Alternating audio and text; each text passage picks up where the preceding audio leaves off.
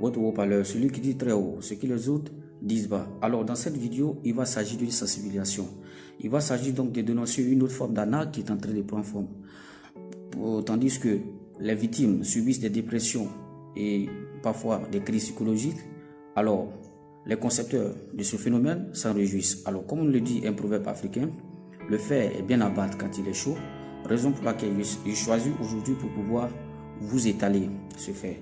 Je demande déjà à tout un chacun de pouvoir, ceux qui viennent de prendre en marche cette vidéo, de pouvoir rester, de pouvoir suivre jusqu'à la fin, de partager, de liker, de commenter. Alors, il s'agit bel et bien d'un témoignage entre deux étudiants.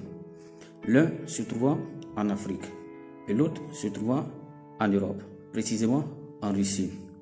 Vous savez, nombreux sont les étudiants qui sont de partout, précisément en Afrique, qui aspirent un jour venir continuer ses études en Europe. Et cela se fait très souvent, soit par l'accord d'une bourse de l'État ou du pays d'origine du postulant, ou peut-être sur les sites de rencontres.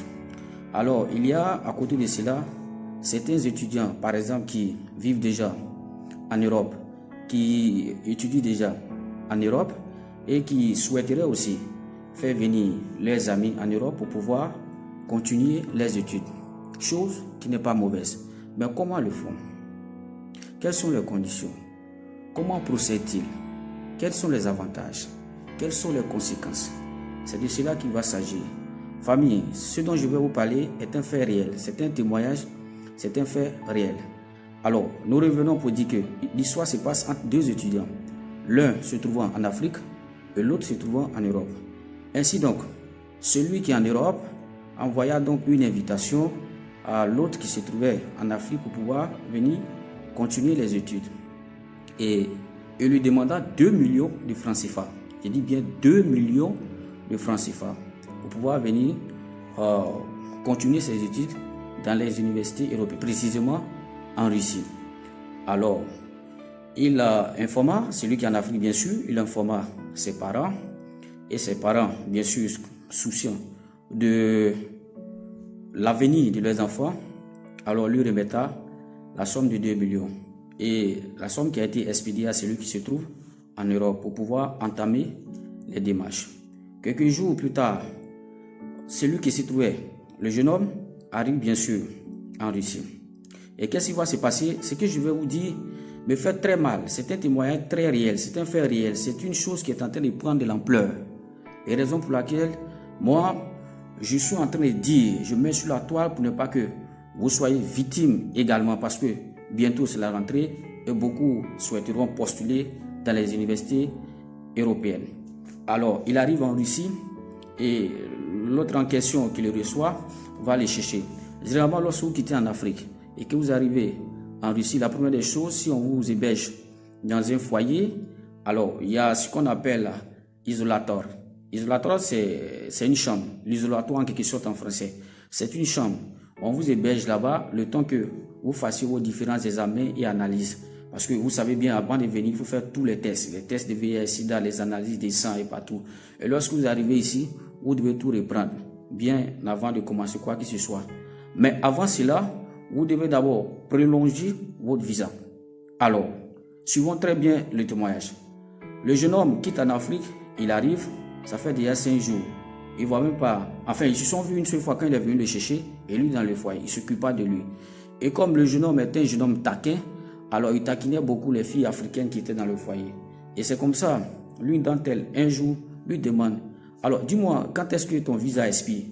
Et il lui répond que mon visa ne va surtout pas expirer bientôt parce que c'est mon visa que j'ai fait tout récemment et que je suis venu avec. Alors il est ignorant, surtout que tout est écrit sur le visa en russe. Lui ne sait pas qu'arrivé ici, vous devez prolonger le visa. Pourtant, il a passé beaucoup de jours avant de venir. Et lui, qui l'a fait venir, normalement, doit l'aider, doit lui expliquer comment se passe le processus, l'aider à faire ses courses pour pouvoir entamer le processus de prolongement de visa. Et la fille en question qui lui demanda, regarde sur le passeport, le visa va expirer dans 2 jours. Vous voyez, le visa s'expire dans 2 jours. Qu'est-ce qu'il faut faire? Il lui explique le jeune homme est étonné. Et qu'est-ce qu'il faut faire? Il faut prolonger le visa dans 2 jours. Vous savez, les Russes sont stricts sur toutes choses. Dans 2 jours, on ne pourra plus faire prolonger le visa parce que quand vous venez, il faut laisser au moins 1 mois et quelques jours au maximum pour pouvoir permettre au service de l'immigration de pouvoir prolonger vos visas. Et qu'est-ce qui se passe? Le jeune homme est dans les problèmes. Heureusement, s'il faut le dire, ou malheureusement, parce qu'il va s'agir encore de questions d'argent, il est obligé d'appeler ses parents en Afrique pour lui faire venir de l'argent parce qu'il n'a plus de sous. Et le père de ce jeune homme lui envoie de l'argent encore. Et qu'est-ce qu'il faut faire? Malheureusement, qu'est-ce qu'il faut faire? Ça me fait si mal cette partie. Alors, le jeune homme est obligé de se retourner en Afrique. Vous voyez, 2 millions. Le jeune homme a payé 2 millions avant de venir. Et on vous remet 2 millions. Il vient en Europe. Qu'est-ce qu'il faut faire? Ne serait-ce que lui consacrer 2 ou 3 jours de son temps pour pouvoir lui faire prolonger le visa, pour qu'il puisse continuer ses études. Chose qui n'a pas été faite, puisque le visa a été déjà expiré, il a été rapatrié en Afrique. Alors, chers postulants, tous ceux qui sont de partout, qui aspirent venir continuer les études en Europe par le biais de vos amis, faites très attention. Faites très attention. Je vous informe, faites très attention. Généralement, quand vos amis vous invitent, tout ce qu'ils vous disent, essayez de comparer au moins dans 3 villes. Ainsi, pour voir les versions, pour comparer les versions. Alors, si vous voyez que les versions sont très différentes l'une de l'autre, sachez qu'ils sont en train de simplement vous berner. Ils sont en train de simplement vous berner. Alors, vous n'allez pas réussir ce cas.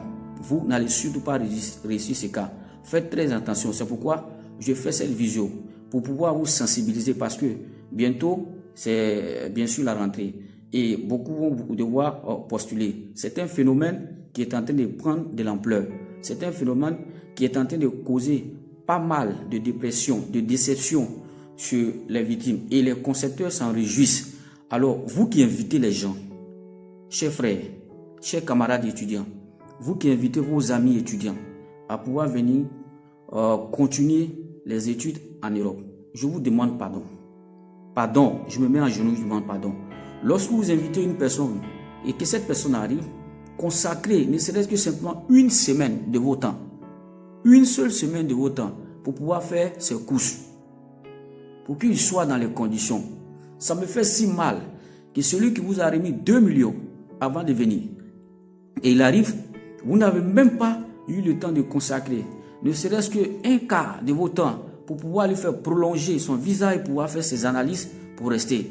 Et ses parents sont obligés d'envoyer encore de l'argent pour se retourner en Afrique. Vous savez ce que ça fait comme douleur? Ses amis à qui il a dit au revoir avant de venir, quand il va se retourner encore en Afrique, ils vont le voir. Vous savez ce que ça fait? Vous savez les conséquences qui vont venir? Peut-être que si c'est des personnes très envieuses, il peut même encore aller passer par la Méditerranée, ce que je ne souhaite pas d'ailleurs. Je ne souhaite pas que ces personnes passent par la Méditerranée pour venir en Europe. Mais regardez ces choses comme ça. Ça peut pousser une personne à faire ces choses. Ça fait si mal. Je vous demande pardon. Lorsque vous invitez des personnes, s'il vous plaît, consacrez vos temps. Consacrez vos temps à ces personnes. Je vous demande pardon. Je vous demande pardon. Et si vous savez que vous n'avez pas le temps pour pouvoir consacrer à ces derniers, alors ne prenez pas l'argent des gens. Et chose bizarre dans ce témoignage, c'est que sa seule chance, c'est que le jeune homme a été rapatrié. Parce que s'il n'était pas rapatrié, il y a un autre problème. En réalité, les 2 millions, il n'a pas payé la scolarité du jeune homme. Il n'a pas payé la scolarité du jeune homme. C'est-à-dire que s'il restait et que son visa avait été prolongé, alors l'enfant allait s'inscrire encore. C'est-à-dire que ce jeune homme, il allait s'inscrire encore avec de l'argent. Et c'est là qu'il allait découvrir une autre réalité. S'il vous plaît, c'est vrai, chacun fait son business. D'ailleurs, on parle de business lorsqu'il y a une relation de gagnant-gagnant. Ici, il n'y a pas de gagnant-gagnant. Il y a gagnant-perdant. Puisqu'on vous remet 2 millions, vous ne consacrez pas autant, vous ne remplissez pas les clauses du contrat. Il arrive, il ne connaît personne. Quelqu'un qui n'arrive même pas à prononcer les noms des villes russes en russe, qu'est-ce qu'il peut aller faire lui seul? Il ne pourra pas. Je vous demande pardon. Et chers amis qui venaient aussi par le biais de vos amis, alors faites très attention. Je vous ai déjà dit, évaluez tout ce qu'on vous dit avant de venir. Mais de grâce, parmi eux, il y a ceux qui sont bien. Parmi eux, il y a ceux qui sont bien. Il y a des gens qui font venir les amis, alors qui s'occupent d'eux. Mais il y a aussi un groupuscule, il y a aussi bon nombre de personnes parmi eux qui font ce concept et qui s'en réjouissent énormément. Et cela est en train de prendre de l'ampleur. C'est pourquoi moi, à Saint-Tony, en tant que haut-parleur, moi je dénonce cela. Je dis c'est pas bien.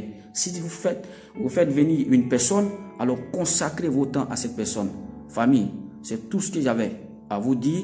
Alors, si vous n'êtes pas encore abonné à ma chaîne YouTube, je vous demande tout simplement de pouvoir vous abonner, de liker, de partager, de commenter cette vidéo. Alors, s'il vous plaît, partagez pour pouvoir mettre un frein à ces fléaux, pour ne pas que plusieurs personnes, d'ailleurs, ont été déjà victimes de ce fléau et que ce fléau continue sous forme de pandémie. Je vous demande de pouvoir partager, je vous demande de suivre, je vous demande de pouvoir vous abonner, je vous demande de pouvoir apporter pas mal de commentaires sur cette vidéo. Alors, divulguez l'information pour que ceux qui ne sont pas encore informés puissent être informés de ce fléau.